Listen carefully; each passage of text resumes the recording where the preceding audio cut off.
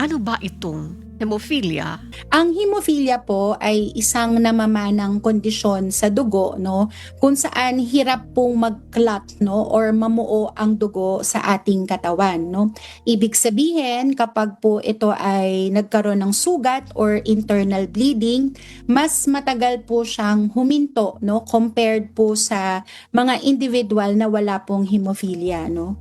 Actually, ang hemophilia po ay natuklasan pa way back, no, in the 2nd century, no. Napakatagal na pong sakit ito, no.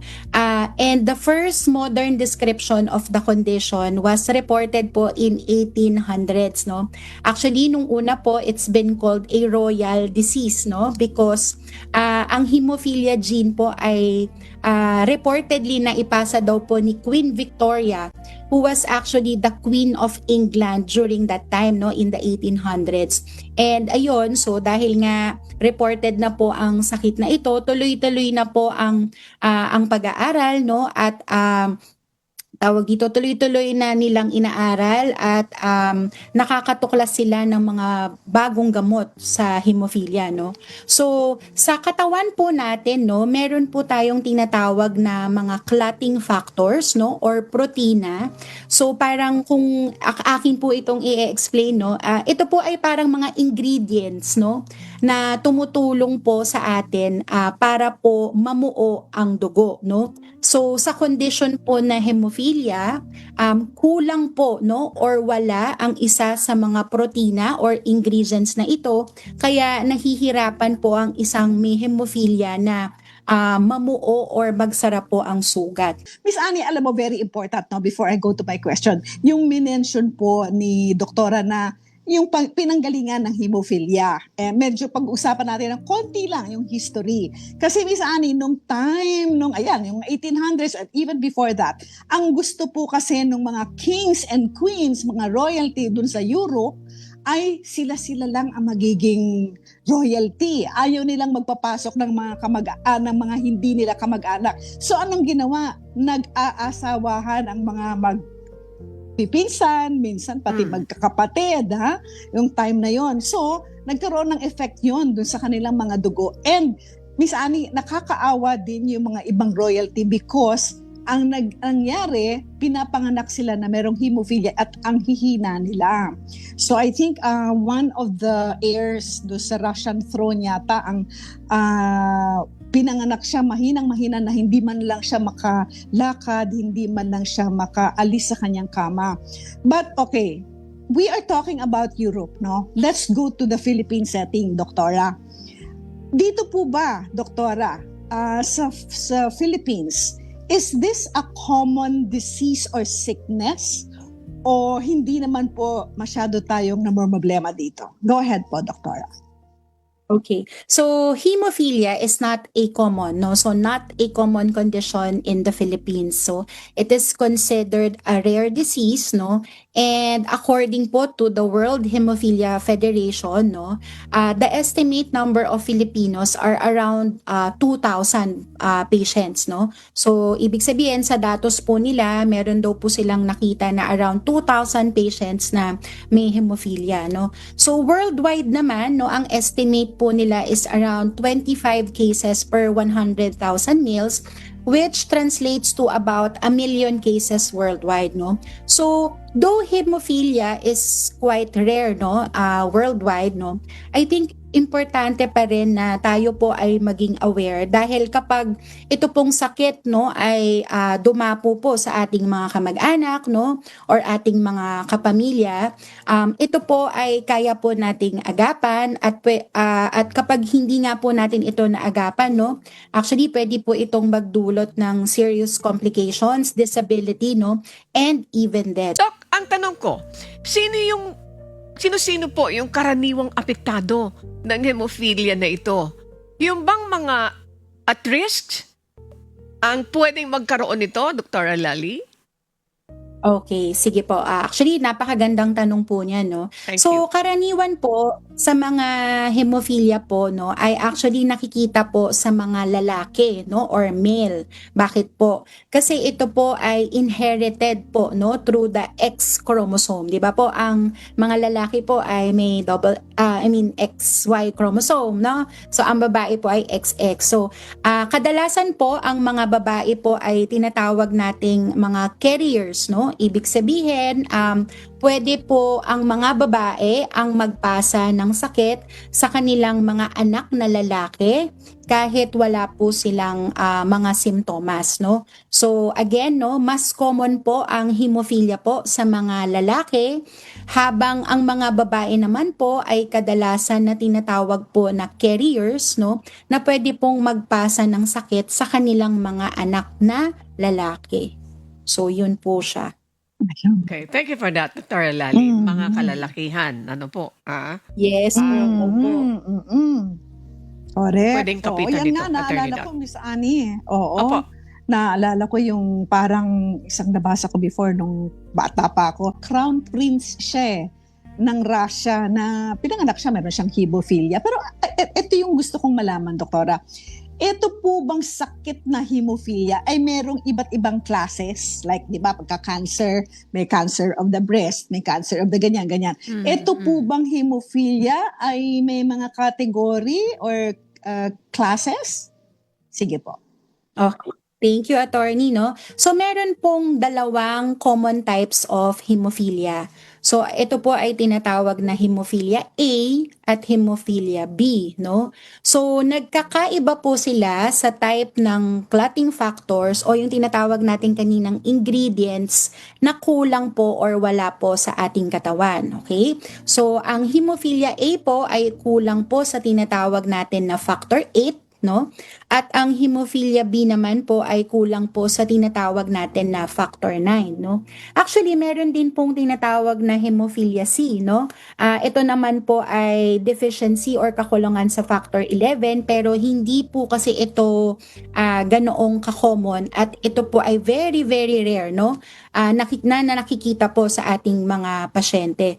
So, ang hemophilia po ay actually can be also subdivided or categorized into mild, moderate, and severe. So, aside from being A and B, no, pwede rin po kayong magkaroon ng tinatawag na mild hemophilia A, moderate hemophilia A, and severe hemophilia A. So, actually, magdedepende po ito sa level ng factor, no, na meron po tayo. So, depende po sa parang sa percentage po ng inyo pong kumbaga, depende po sa percentage ng kabawasan or totally walang factor po sa ating katawan.